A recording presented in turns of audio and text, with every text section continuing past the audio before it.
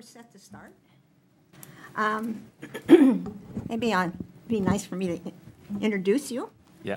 I'm Mary Ann Naif, part of the Resiliency and Sustainability Committee. We received a grant from GoPIF that will fund the study that Scott and his group is doing I can't explain it in 5 words, so I'm going to let you do that because it has to do with mapping and sea level rise and modeling. We have other members of the committee here today, Jay McCrate, Nancy West, and Dan and Howie on Zoom. So I think we might ask the members here from the staff to introduce themselves, and then we'll just turn it over to you. That's good. That'd be great. Okay. Margaret, do you want to start? Yes, I'm Margaret McIntyre, the Harpswell Town Planner. And I plan on doing a lot for the GoPIF part of the project. I plan on doing a lot of the reporting that's necessary, I think. I'm Katie Neal. I'm the director for the Recreation Department and sit in on the Lands Committee for the town. Paul Plummer, I'm the town's harbor master and marine resource administrator, which helps oversee the shellfish program. Christy Ayana, the town administrator, and I do want to thank Mary Ann Naif and her Resiliency and Sustainability Committee. They worked hard on this grant application. It's one in a series of grant applications that we have received, and I think it's a really important topic, and we're really pleased that you put so much effort, you and your group, into getting these kind of planning grants. Nice. Thank you. Ron? Would you like to introduce yourself? No, okay. Ronald Ponziani, I'm the road commissioner in the town of Harpswell, and done a lot with the roads that have been washed out, trying to get them back to normal. Yeah. Very important. I'm Tony Simmons, alternate code officer, representing the code department. Nancy and Jay? Oh, Jay McCray, I'm a member of the Resiliency and Sustainability Committee and the Fisheries Committee. And I'm Nancy West, and I'm a member of the Resiliency and Sustainability Committee and the Harpswell Conservation Commission, which Mary Ann also chairs. Which, in addition to her other responsibilities, Mary Ann. Great. Not that she and I co-chair. Thank you, Nancy. Well, I guess I'll start out with our Stantec group. I'm Scott Hayward. I'm a coastal engineer and coastal modeler. I've been working with this model since I got out of college, basically. So it's very exciting to see this. You know, this is kind of when we had done this FEMA study. We were really hoping some of the towns would be able to, you know, get more funding to be able to do this kind of work with this model that we spent so much effort on. So, yeah, getting excited, or very excited to get this kicked off. Nice. I'm Emily Chapman. I'm a coastal engineering specialist. I was not part of the original study with this model, but I'm really excited to start working on this part of the project. Okay. And we have some people on screen, don't Yeah, we? and Chris. Yes, and Chris. Yeah, I'll jump in. Hopefully you guys can hear me. I'm very excited to get this kicked off. Chris Lashley, senior coastal engineer with Stantec. Like Emily, I was not part of the original study, but very excited to support Scott in this effort. My role in the project will be more of quality control. I have a really extensive background in numerical modeling, so pretty much just giving Scott that support to make sure that we can produce a very quality product. So very excited to meet you all. Thank you. Okay. And you know, I realized that there's 2 other people on the screen that I kind of glossed over. Dan and Howie, do you want to just introduce yourself?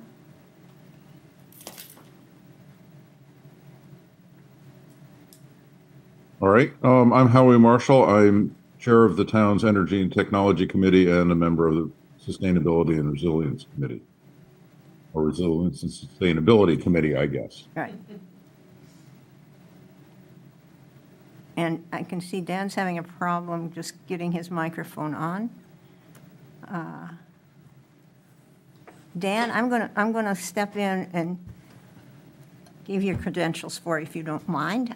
Dan is a member of the Resiliency Committee, and he's come on recently as also a member of the planning board. You can't hear. He can't hear us, can he? No, so, Well, I'm hearing fine, so I think he must have his, yeah, I think he might have some issues. He needs Terry. Come and fix it. We'll have him, ideal, he'll put something in the chat, and Amelia will pick up on it, maybe? Or Margaret will. Okay, I think we should get started, though. Yes, of course. I was thinking, before we run through the project scope, it'd be helpful if the town of Harpswell could just discuss what they're hoping to get out of this study, and potentially any like key areas to focus on, areas that have been impacted by some of the recent storms we had, notably 2024 storms, and just some things that we can take note of now, so when we start digging into the data and really, improving this model, we make sure we don't miss anything. So, and I guess one other thing would be to understand kind of the requirements of the GoPIF grant, making sure that what we are providing to you fulfills all the requirements for the grant. So, Maybe I can kind of give a little background That'd that be great, prompted yes. us to even look for the funding for this. My understanding is the modeling that's done now on sea level rise through FEMA is based on historical knowledge. And we are looking here, and I think that was part of the issue when Harpswell did its original different study to show that the layout of our town is not a flat one surface thing. And we were able to, through the process, able to show that depending on the structure and the topography, it differs in different parts of town. You might have a case where one side is going to show having flooding. It might not be the case just because of just the way the makeup is with islands on the south side or on the west side. So this idea would be to take that, and we know that the modeling now is based on history. So the idea with this model was, which was put into our sustainability plan actually as one of our action items, was to find out and be able to have current update information for the town to use and for the people in town to use when they want to do a project.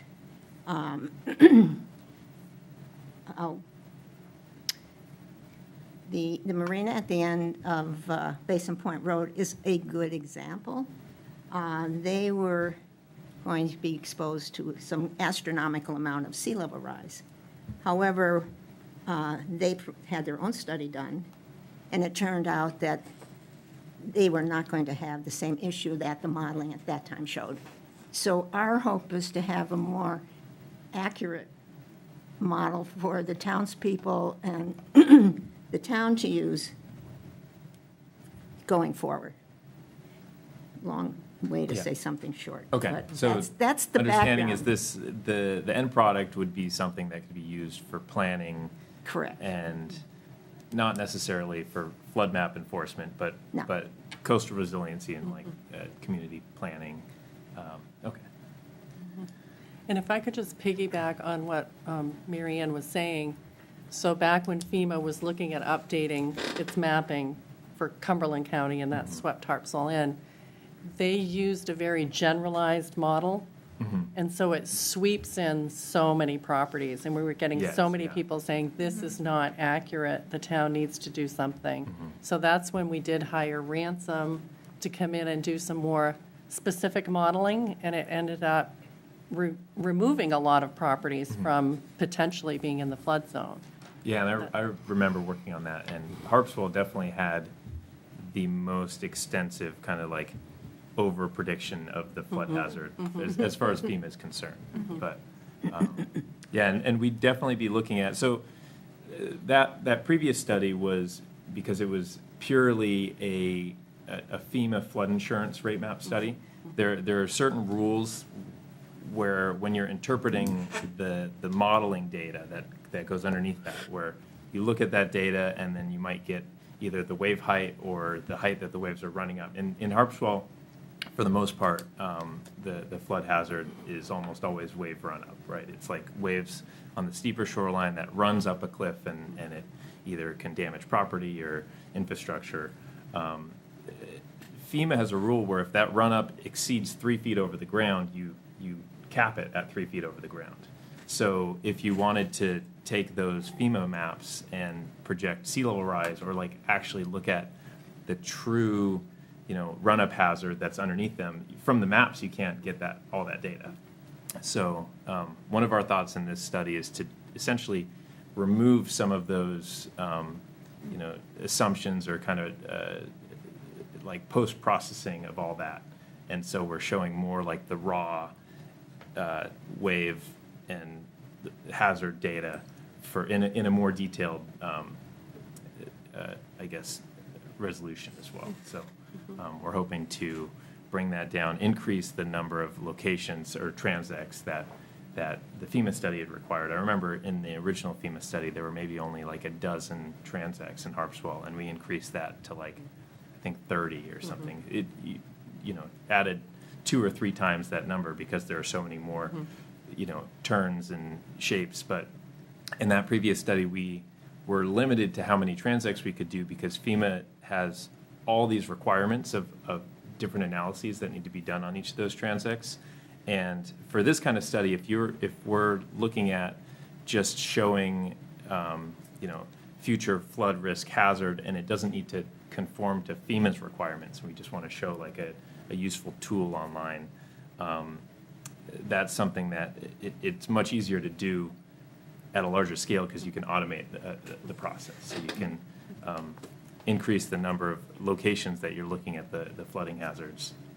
But I have a quick question. Yeah. When you talk about the previous study, are you talking about the ransom study? Yes, the ransom study. And did you work? Yeah, Sorry. I worked Okay. at ransom. So Okay. I worked with Nate Dill on that study. So, yeah.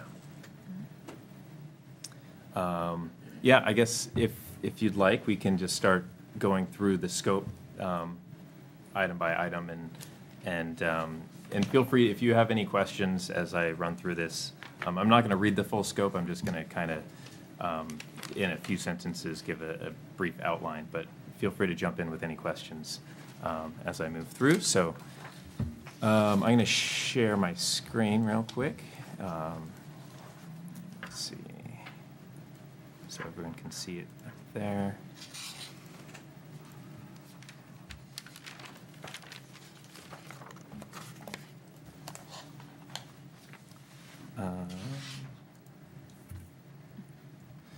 Okay, so first task in the scope was correspondence meetings and project management. That is really just on our end to organize where the budget is and how our effort's going to go into the project. So we have 2 meetings outlined.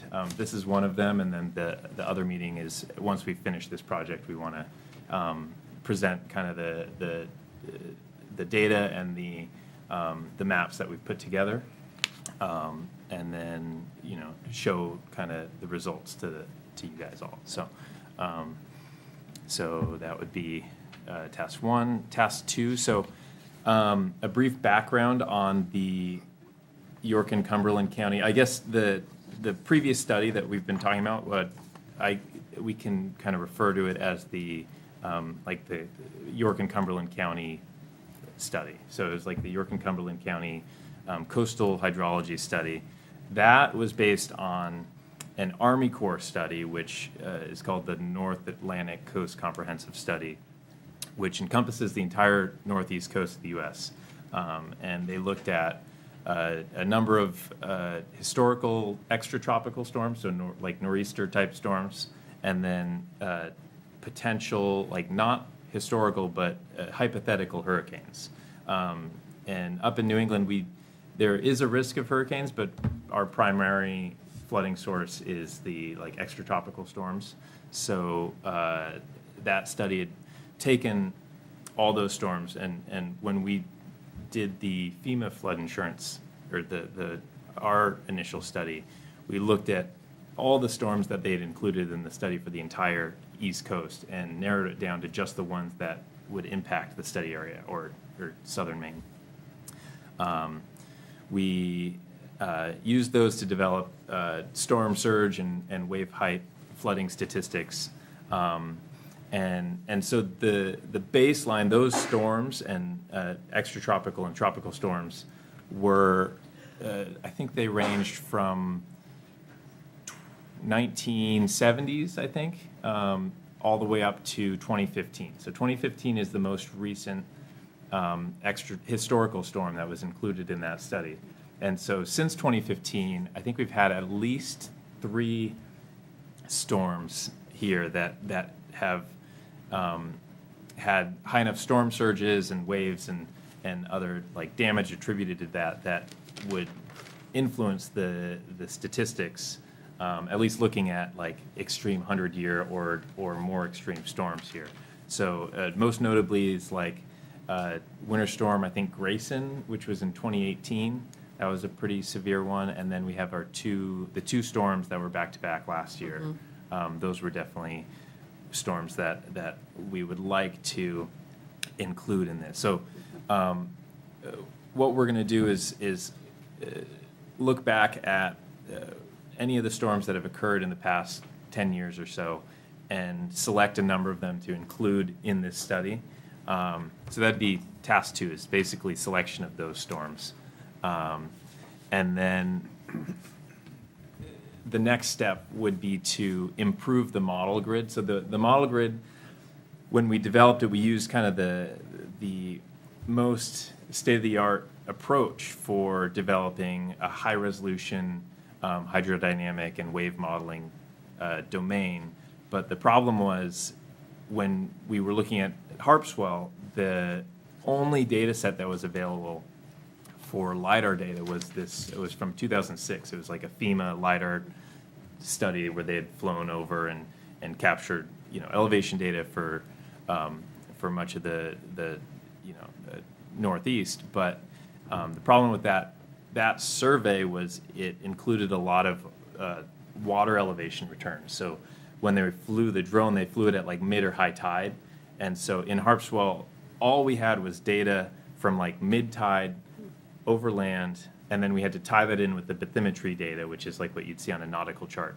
And so everything in the tide range was missing from the model. And we did our best to include what we could, but it was for the most part a rough interpretation and kind of like trying to integrate the best data we could into that. So since then, there's been, I think, 2 different LiDAR data sets that have come out that are much, much better. And I have those pulled up in the background, so I can share those in a few minutes.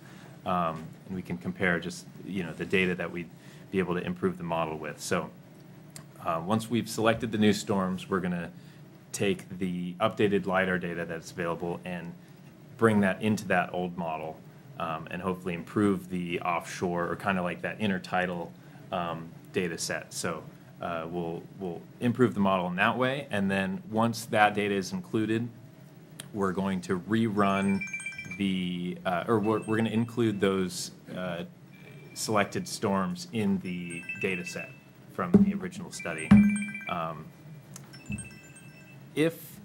So I guess that's task 4 would be the wave modeling. So once we have the updated wave data, the updated grid, and then the updated storm set, we can rerun the grid with those new storms and then recalculate the extreme statistics. So we can do our best to improve the understanding of the present day flood risk. And so that would be essentially the same data that was in the or the same levels of data that are in the FEMA study. So we looked at the 100-year flood level But also, as part of the study, we included the 10-year, 50-year, and 200-year in case the community was interested in using those for additional studies. Or what we could do with this study is essentially recalculate all those based on the updated storms and updated model grid. And a few other things is if there are any areas in Harpswell that we want to improve the model, we can focus on those and try and increase the resolution in any critical harbors or downtown areas, or if there's any infrastructure that's of interest, we can, if we have that info now, we can include that when we go to kind of update the model grid. And then task 5 would be including sea level rise in this. So then we would be taking the flood statistics, which tells you, today, if a storm were to happen, how high would the flooding be? But then we also want to include sea level rise with that. So we would basically rerun some of the storms with the higher water levels to understand if there's a nonlinear component to the sea level rise. So if the sea level rises 1 foot and the same storm happens with that 1 foot of sea level rise, does that produce a 1 foot higher flood everywhere, or does that, increasing the sea level rise, is there a 1.5 foot increase of the flooding? So there's that kind of nonlinear aspect is something that you can look at with these coastal hydrodynamic modeling. So that would be the sea level rise component. I think also when we are looking at sea level rise, we want to understand what scenarios Harpswell wants to include in this study. I don't know if there were anything, any specific flood depths that were proposed for the GoPIF grant or anything. I know Maine has the Maine won't wait recommendations for 2050 and 2100. So those values, for the final product, we could look at just including those levels, but we could have other, if you wanted to look at only 1 foot of sea level rise, or if you wanted to look at a more severe scenario, we can include that as well. So yes. So you can include for sea level rise, you can trust the LiDAR data isn't going to change very much. Yes, yeah. Can you also include a factor for predicting stronger storms? Of the sea level rise, or is that would complex? I think it would be fairly complex. A lot of the studies have kind of assumed if stronger storms were to occur, you could attribute that to a increased flood hazard statistic. So if you wanted to look at potential for future, more severe storms, you could, rather than looking at the 50-year storm, you could look at the 100-year storm. I think if you wanted to consider stronger storms, you might need to do a whole new study with all new storm set and then update the hydrodynamics.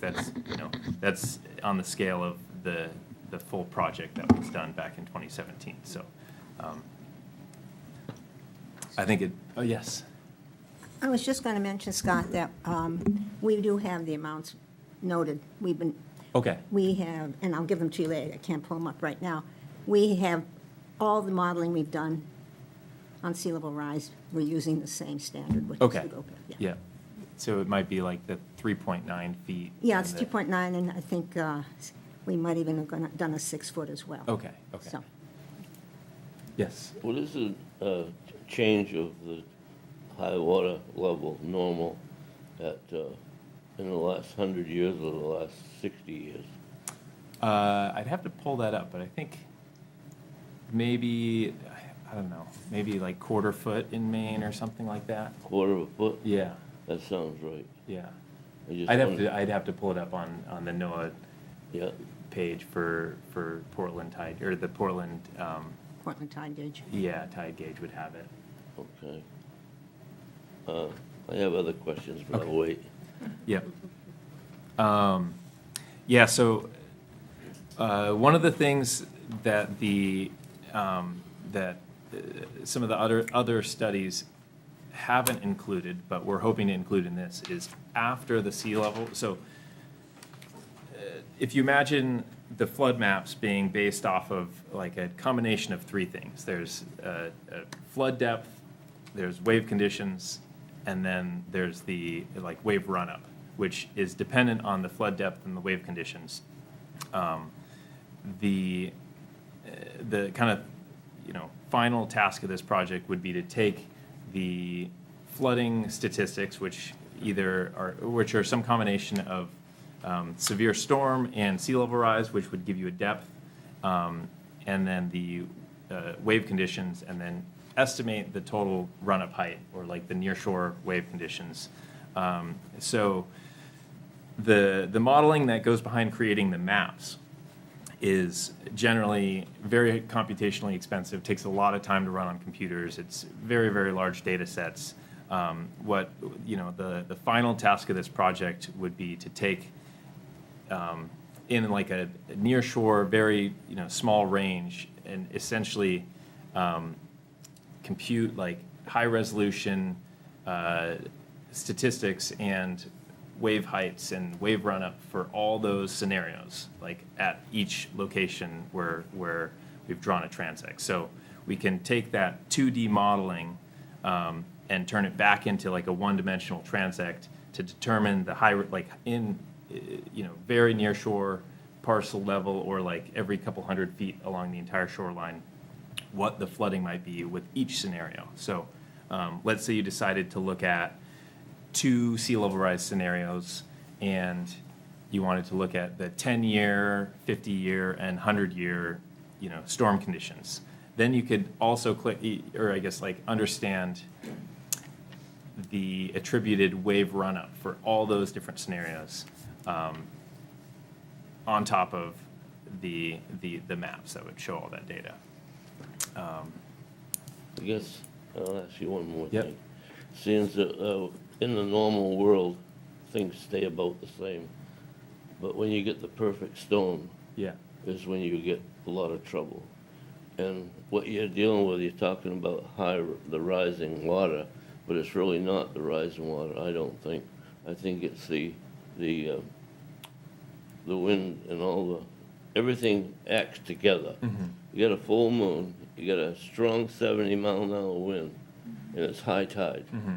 That's when we get into trouble. Yeah, and I think that's captured in the statistics to some extent, because looking at what are the chances of the high tide happening at the same time as the storm that hits. Right. Right. In Maine, when we have such a high tide range, if the storm hits at dead low tide, it's gonna, even if it's the strongest storm we've seen, Right. it might not be as bad as the less severe storm that hits at the highest tide of the year.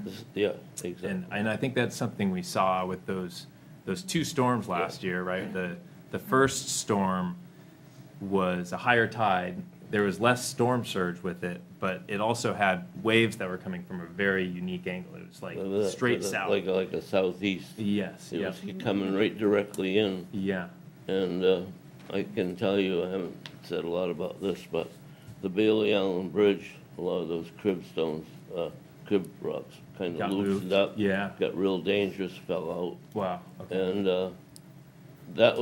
I took a lot of time standing there looking at that one day, Yeah. taking pictures of it, and I thought, what is the difference between now and before they rebuilt the bridge? Because they rebuilt it exactly. My grandfather actually worked on that when they built it. Okay. And so I was kind of interested in seeing what would make that change. Mm-hmm. It's because when that bridge comes across, it comes down and matches up to the tide, to the road, I'm sorry. And then it's probably, I don't know, 20 feet over here, and it might be 4 or 5 feet over here. The thing that's different is it's got a 6-foot walkway on it, concrete walkway. Can you imagine the hydraulic from that storm hitting directly right in there? It gets under that thing and just lifts it hydraulically right up in the air. I'm wondering if you consulted any engineers that design things to have like a breakwater ahead of that. Yeah. Or something One of the other places, somebody said you need bigger rock. Yeah. You're not using big enough rock. Go down to the end of Ocean Street off Washington Avenue on Bailey Island and look at the rocks that storm moved. They were like huge, laying out on the rock. Just ripped them right out of the banking because there was relentless water.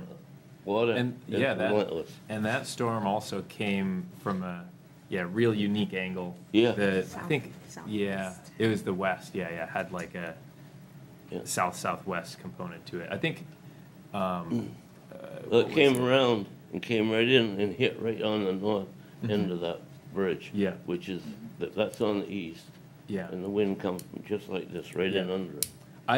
I'm sure that when we include the wave statistics from that storm, maybe not the surge, but the wave data, it's going to change. It'll update. It'll make a big change to the flooding, risk for Harpswell for that, just from that storm, because I don't think there's any in the storm set that was originally included. There wasn't anything quite like that. So including that storm, I think, is going to make a big difference and give a better understanding of those potentially happening in the future and with sea level rise on top of it too. It's the only storm I could think of right off the top of my head is in 1954, there was a storm, Hurricane Carol. And just below my house, on Liver on 123 down on the south end of ways, it ripped out elm trees that were like this big, just blew them right out of the ground. And that was quite a storm. Wow. Yeah. Went right down through the roof of the house, and the guy was laying in his bed, and the limbs come right down. Scott, I think that's one thing that, we're bringing out. That's one of the things we're going to find, like the storms in 2024. In the winter came out of the west, southwest Yeah. more. Very unusual for us to have a storm coming out of that direction. And possibly this is going to happen more frequently. We're going to get different types of storms at different times of the year. That ideally, what you work on will help us plan for that and figure out how to be resilient to that. Yeah, totally. In my teenage years, when I was 16, I worked on a wharf on Ash Point Road. And when they come around southeast like that, a lot of the fishermen would all take their boats and take them up into the cove, up into Tide Mill Cove. And they'd anchor them up in there. The boss used to say to the guy in the business was Morris Moody. But anyway, he said, when that comes around southeast, you gotta start taking care of your boats. Because it ripped his wharf out twice. Okay. We had to rebuild it. Yeah. And it's all those kind of storms that come in off that. Different angles and. Comes right down into that cove Yeah. perfectly. Okay. Okay, Christie? Well, I was just thinking, as Ron was talking about the Cribstone Bridge situation, that we need to share this modeling information with DOT. Yeah. Because there is a lot of concern about bridges in Harpswell, and those major bridges are Yes. maintained by DOT. Okay. And so I think that will be very helpful, looking at 10, 50 years, that kind of thing. Yeah, yeah. What do we need to do to plan for the future for this public infrastructure? Yeah. Okay. I just got his name the other day because of this bridge. One of the selectmen was asking me what's going on, how come they were all ready to finish it? You might all know it, most of you are from Hartsville. And how come they just had all the paving stuff there and then it disappeared? Well, because it's a back order on the drains that go in the bridge. And they should be back in, and they were hoping to have it started by the 1st of October, so they can get up there and finish it. But they couldn't finish it because they couldn't have the things they needed. Yeah, okay. And I guess maybe I helped bring that to their attention about 3 or 4 years ago, because I found erosion on this side of the bridge that took the whole side of the bridge out. You could see the whole abutment all exposed, and they were down there the next morning starting to fix it. Okay. All right. Go ahead, Scott. So I guess to kind of wrap everything up, it looks like in the proposal we kind of outlined a few flood exceedance probabilities to include with sea level rise scenarios. So I think we have the 10-year storm event, 50-year storm event, and the 100-year storm event And then for the sea level rise scenarios, we have the present day, so that's 0 sea level rise, and then 2 future flooding scenarios. So I guess we'll circle back and make sure we have. I will, because we Correct. have that stated actually in our sustainability plan as well. Okay, So- yeah. And there are the 2. Okay, we'll make sure we have those right ones.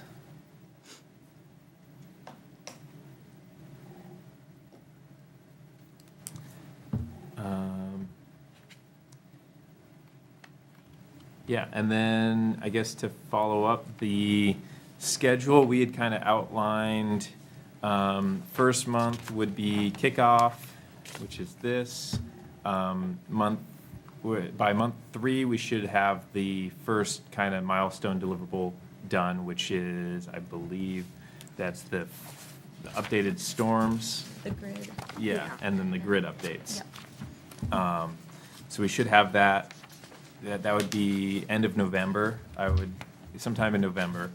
And then deliverable 2 is the flood statistics, I believe, right? Statistics on sea Yep. level rise. Yep, and sea level rise. So that, and then we'd be aiming to do that in 5 months. So that's January.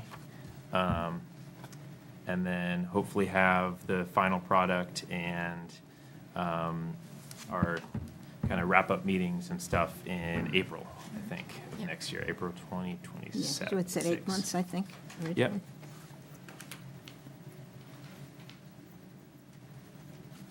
And the grant has a 1-year time, so that 1 would year. give us 4 months to publicize it and get the word out and start Okay, talking about great. it as well. Yeah. Can we go back to 3 and the key areas in Harpswell to focus on in this study? Yeah. Do you need a list of roads? Because we have identified roads that are of most concern, town landings, recreational spaces. Do you need some lists from us about key areas?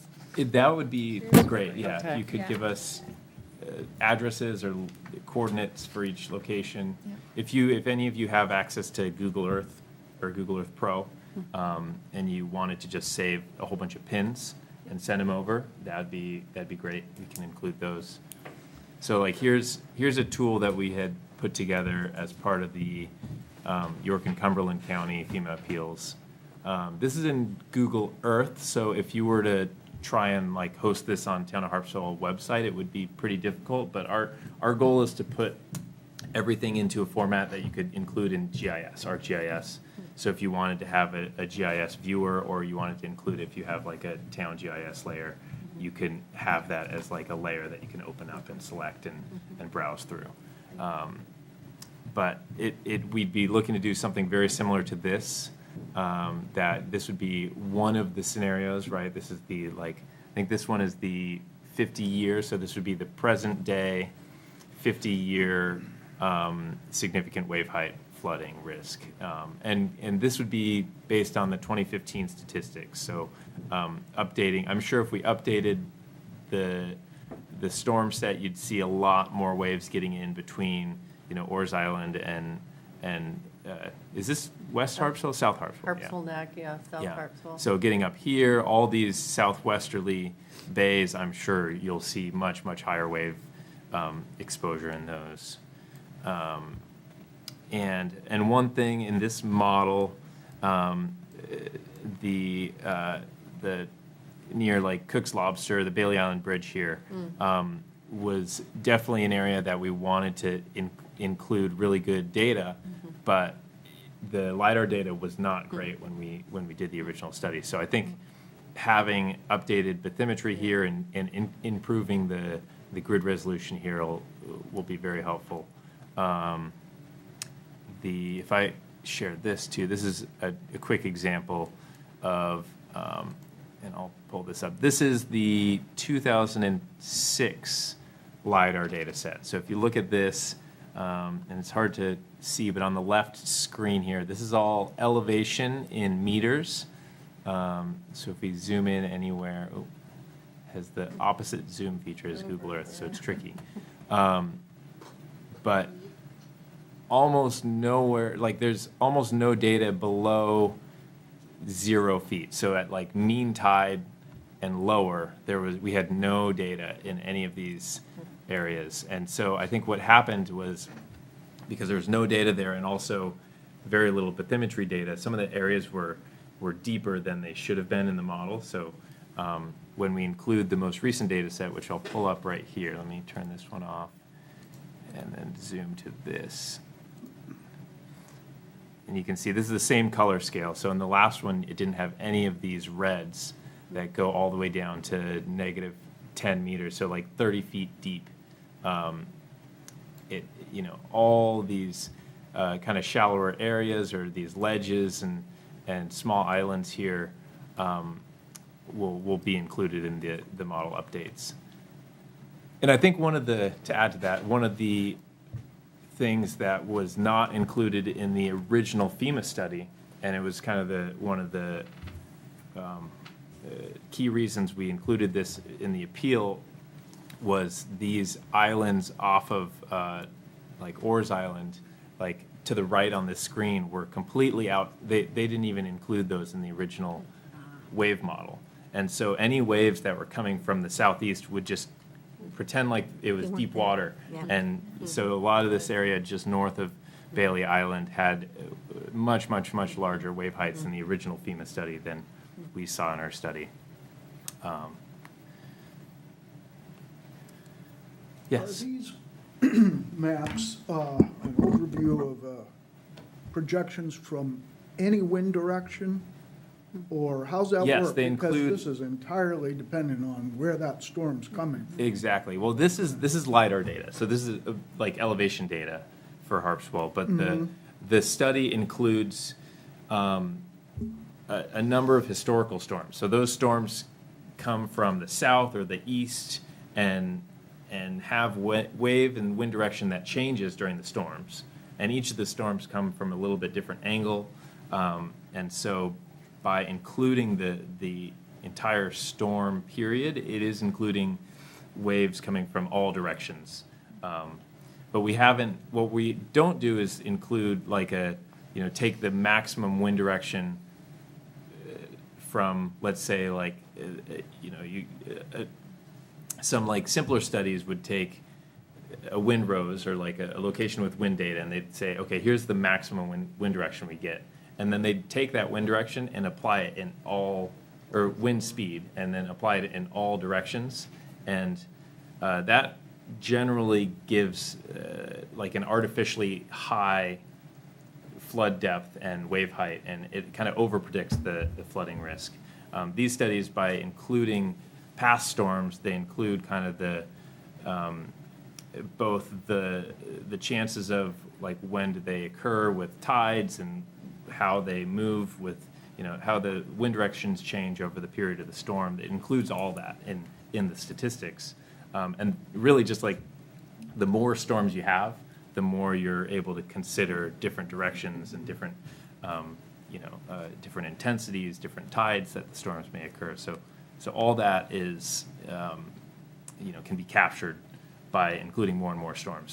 So including this extra 10 years of storms from 2015 to 2024 is going to be a big improvement into this model.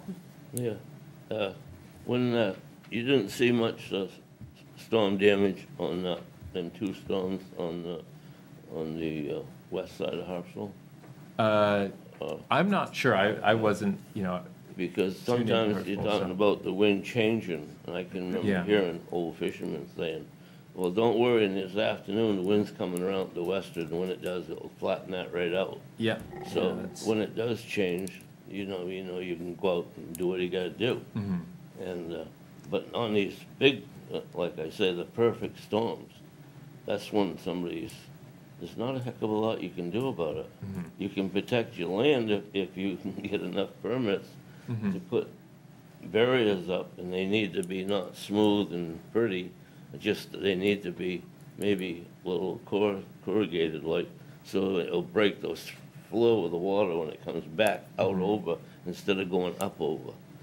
Yeah. And Yeah, I think, with these, like the storms changing directions and stuff, that the damage can happen in 1 to 2 hours. It's during Oh. the peak of the storm when the waves are coming from that one direction and the wind's coming from that one direction.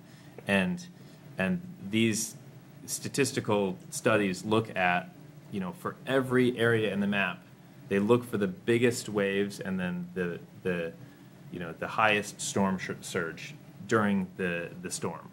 And then they take those and include those in the statistics. And the biggest, the largest waves and highest surge in one area of Harpswell may be different than in a different area of Harpswell during that storm, but what happens is that during the run, the peak statistics from that, or the peak water levels and waves from that storm are captured. And then they are included, like during that storm, the water peaked at this elevation at all these different locations, and then we include that all in the statistics, so. That's what it is able happened to in the capture that, last storm, we had the 2 storms back to Mhm. back. We replaced the road that was gone, just about 75% of it. Okay. And they had to close it up. We had to get people out of there. At the Bailey Island Bridge? It was the Little Island Island Road. Little Island. Road. Okay, Yeah, it was a causeway, okay, and we filled that in. The next day, it came up again, and it didn't bother what we'd already fixed. but it's But it different areas. broke over the top of it, and went over, and when the water come off the other side, it went down and washed 3 places out on that side. But it wasn't nothing because of that side, but the water went up over what we'd fixed, and it washed that out. Okay, We had to go back and fix it the next morning. Okay. But usually them storms last about, like you say, 22 hours to yeah, 2 days maybe, yeah, only when the tide's high. yeah, it's only, It's all storm surge. And 4 that's- hours That was maybe. the perfect storm. yeah. Scott, you had mentioned wanting some particular spots that might be good to test, and I'm going to suggest that you talk with Tony and Codes and Yep. Tim, as well as Paul Plummer, who is the harbor master, because I think they have a really good sense. Codes has a pretty good sense of where there was a lot of damage in the last time. Just might be good touch points for you. Definitely, yes. And just as an aside, the Conservation Commission had a picture post project. We have been taking photos for like 6 years on the road crossings and culvert crossings. And as you've said, you pretty much know where to go and get pictures just by the wind direction. Yeah, And the interesting thing, in the last storm, it was hitting all sides of Harpswell, yeah, as well as just from the east or just from the south or the north. okay. Yeah, so in, here, let me pull another thing up that I saved from our last study. So during the York and Cumberland County appeals, we were doing that study, and that Winter Storm Grayson occurred, and we were able to capture a whole bunch of photos and use that storm. We didn't include it in the statistics because it wasn't originally included in the NAC study, but we used the modeling results from that to validate our model. And so I think we have some figures. This is from the ransom presentation. Here, I'll snooze this. So this shows the meteorological forcing that we used.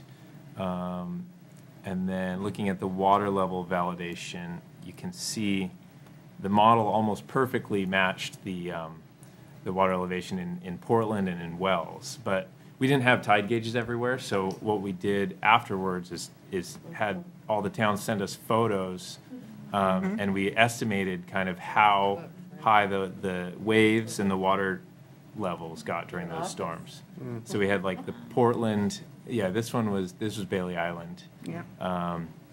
And then in Portland, this was right down the street from our office. So we walked down and took photos during the peak of the storm. This was Spurwink Road in Scarborough, Route 1. This is Kennebunkport. That car has certainly got some salt water in it. But if you have any photos from the 2024 storm, either of the two, We do. I'd definitely like to take some of those photos I and. got a ton of them on my phone. Okay, great, yeah, send them to us, and what we'll do is we'll try and validate the model with those photos. If we need to go out and kind of estimate what the storm surge level is at either roadways or other kind of visual keys we'll use. But yeah, we'll do something similar to this with, we have the Grayson model, which we'll probably end up rerunning because we don't have the same meteorological data, but we'll use both Grayson and the 2024 storm to validate the model and make sure it's producing accurate results, and then include those in the storm sets and yeah, update the grid. And we should get a lot of really good data out of this. Yeah. Great. Tell me again what you were, what you're anticipating for sea level rise, or what you're projecting on your data. that So you predict. generally what we would, Scenarios. yeah, rather than trying to recommend like a projection, I think it makes more sense to, and there's a, what is it?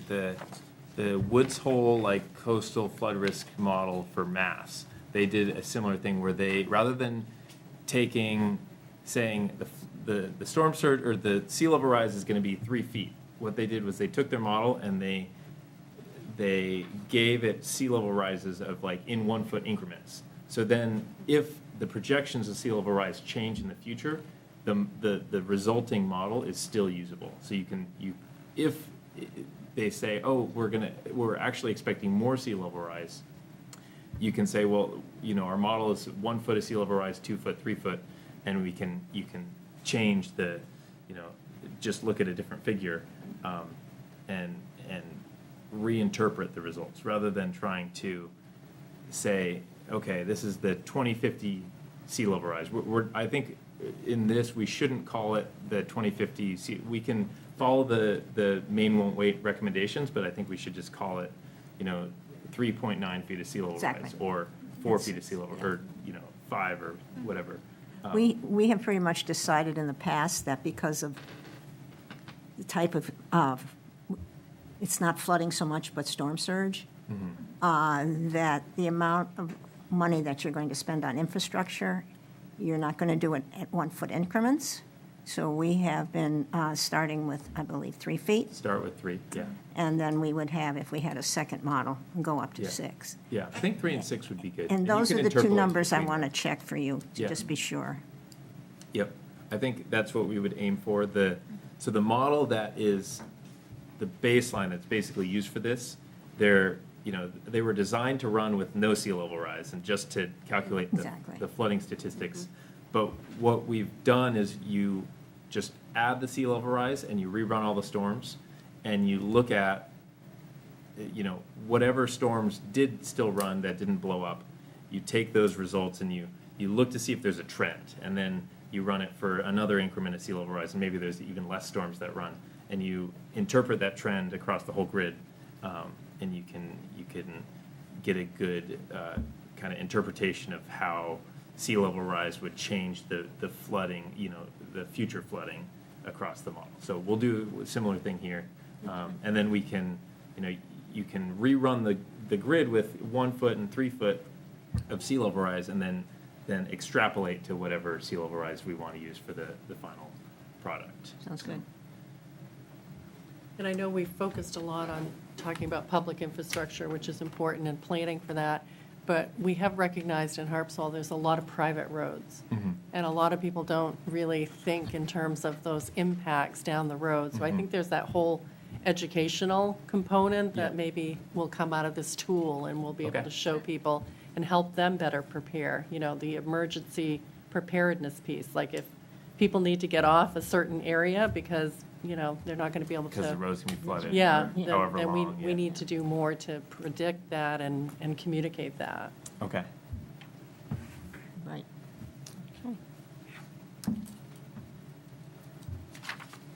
Is FEMA loosening up on helping a lot of people get some of their wash fixed and stuff? Some of their what, wharfs? Yeah, where they have to work fishing every day. I'm not sure if they're private. I would guess probably not. I think Yeah.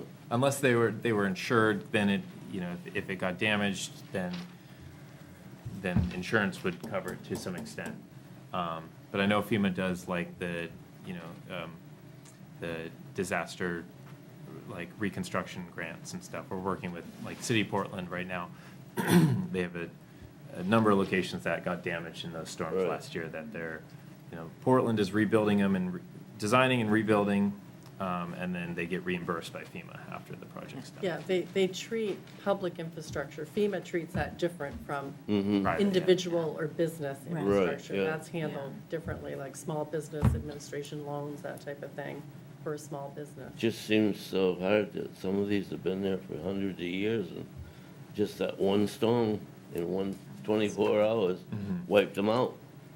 And it's too bad that they can't come back with something if they need to.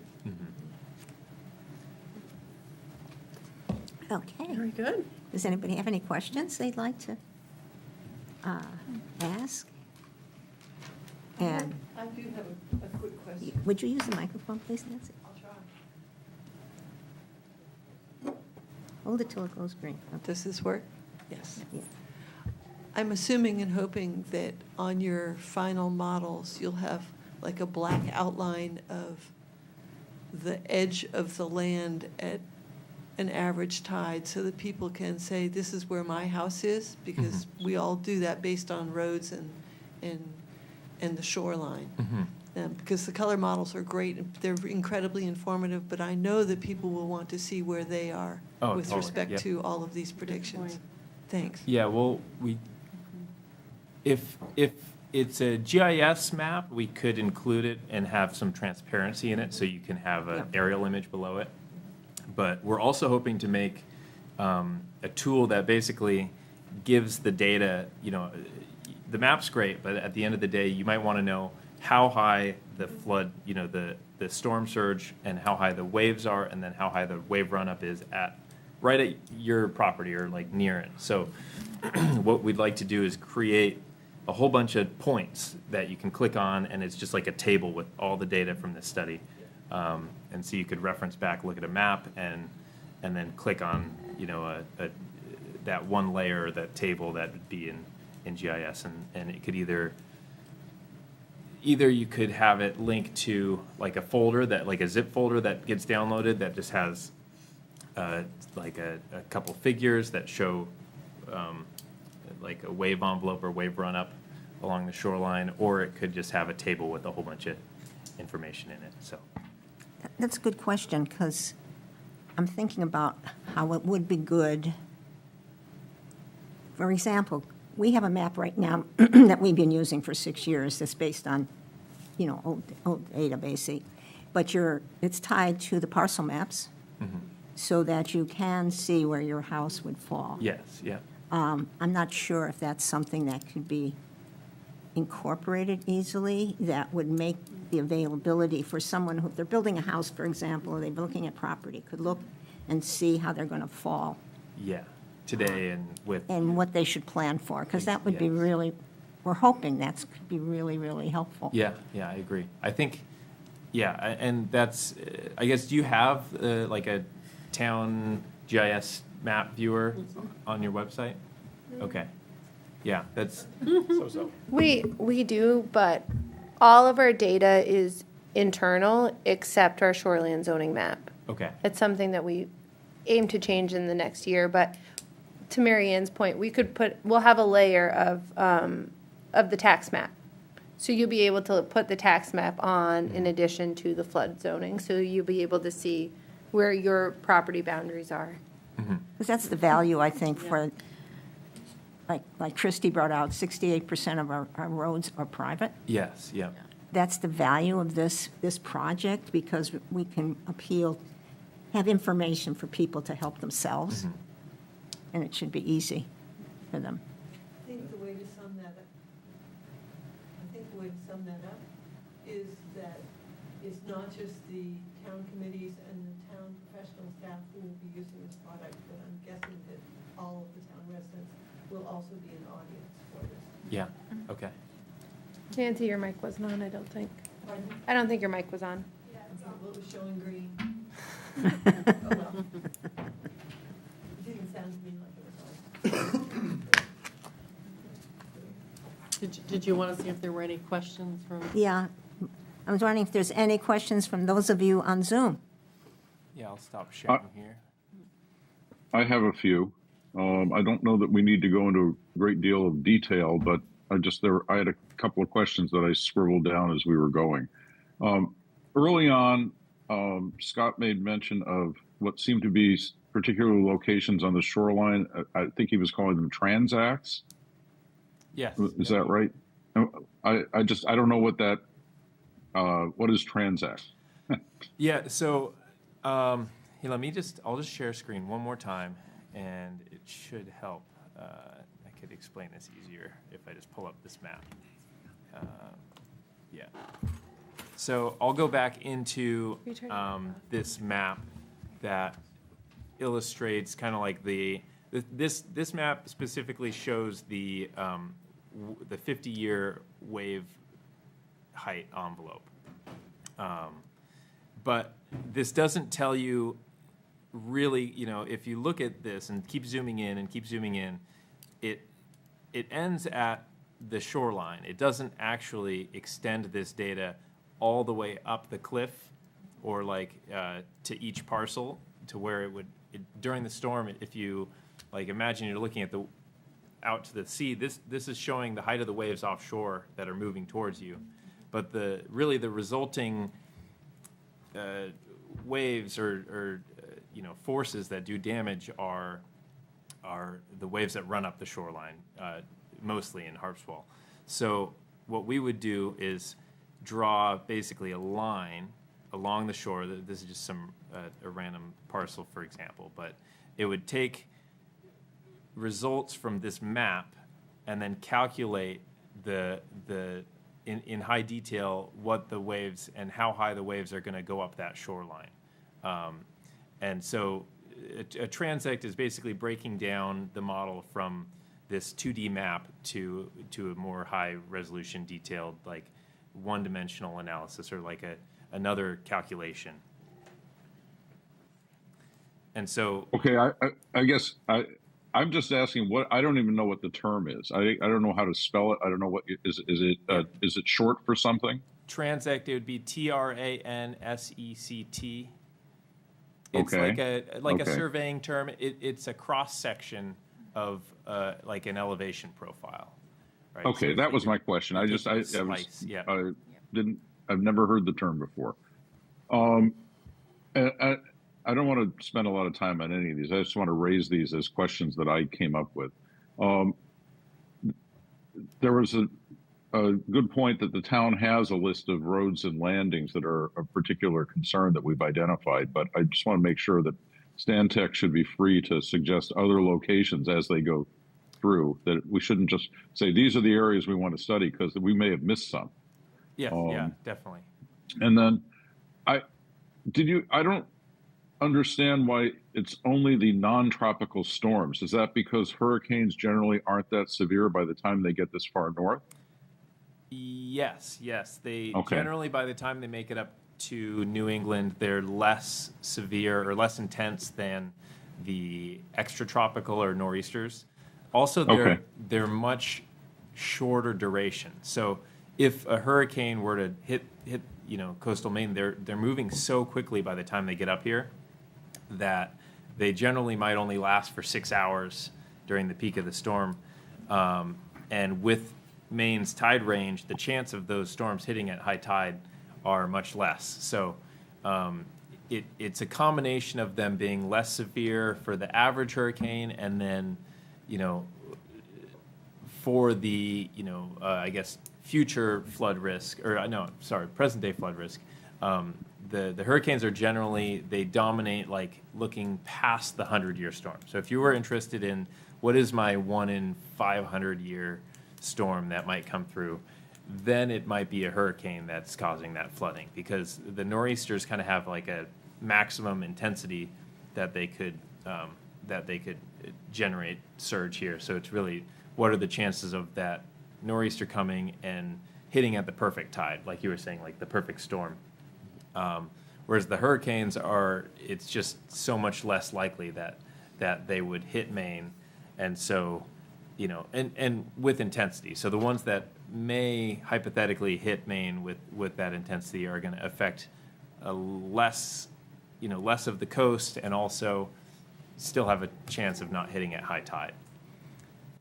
And I guess the other question, I think you said that maybe it was the LiDAR or the drone information was based on mid-tide. Is that right? Yeah, the 2006 LiDAR data set that was surveyed was not taken at low tide. So it was taken at like mid-tide, and it only includes data from, you know, it also includes the top of the water. So it almost like the data is polluted with that. So in order to use the data set, you actually have to crop out even more of the elevations, because you don't want to risk accidentally taking water elevation and putting it into your model. So, and I guess it seems to me that for evaluating the threat, the high tide mark is most interesting, because that, you know, that's where we're going to see the greatest, you know, wash up onto shore. Is that part of this also, or I mean, because it seems like, you know, the extreme circumstances always going to be at high tide if you have the severe storm net. And yeah. I also like looking out my window here. I'm not terribly worried about that, because at low tide, it's 3/4 of a mile from my waterfront to the edge of the water. And a lot of the coves in town are tidal and shallow. And that's going to make a huge difference as compared to places where, you know, the water is deep right up to the shore. And so, you know, the difference in the shoreline between high tide and low tide might only be a matter of a few feet, as opposed to 3/4 of a mile. Yeah. So so the importance of the LiDAR data going to low tide is more towards the hydrodynamics of the flooding that would occur at high tide, because when you have that high storm surge and waves are traveling over over that, you know, intertidal zone, they're on top of the bathymetry there, or the elevation in that intertidal zone. But previously we didn't have any data there, so we just had to assume it was something between the bathymetry data from the old soundings surveys, where some of the coves we only had like 1 or 2 data points, and we just assumed the whole cove was that depth. And so I think what we're going to see is the areas with mud flats are going to have much different results in this model than those areas where, you know, where it is a more steep shoreline. It's probably going to look pretty similar. So yeah, you are correct in the fact that we're more interested in high tide and flooding, but the flood that could occur during those times is, you know, in order to understand it, you need to have the data that goes down below low tide. And I have one final question, which is for the town people in the room. Is that fan on behind Scott? Because I've been in meetings, hybrid meetings like this, and when I'm sitting like near where he is, you can't hear the people on Zoom because of that ventilator that's there, that's cranking away. And we've always looked at it and gone, how can we turn this off during a meeting? Yeah, and I don't hear it at all right now. It's not too loud. It's very quiet today. I think it's okay. I don't think HVAC is working too hard right now. Okay, thank you. September, it's great time of year.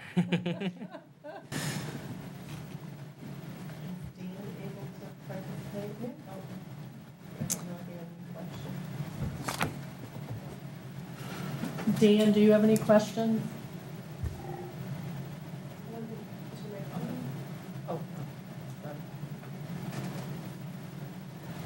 So I think, yeah, I mean, unless anyone else has something to add, appreciate you both coming today, and your other person who was with us. Yes. And I think it's an important topic for Harpswell, and we have the most coastline of any municipality in Maine, so lots of impacts potentially here. And we look forward to this going forward. Yeah, no, we are definitely looking We're forward to excited. this. Good. It's going to be a great project. Okay, thank you.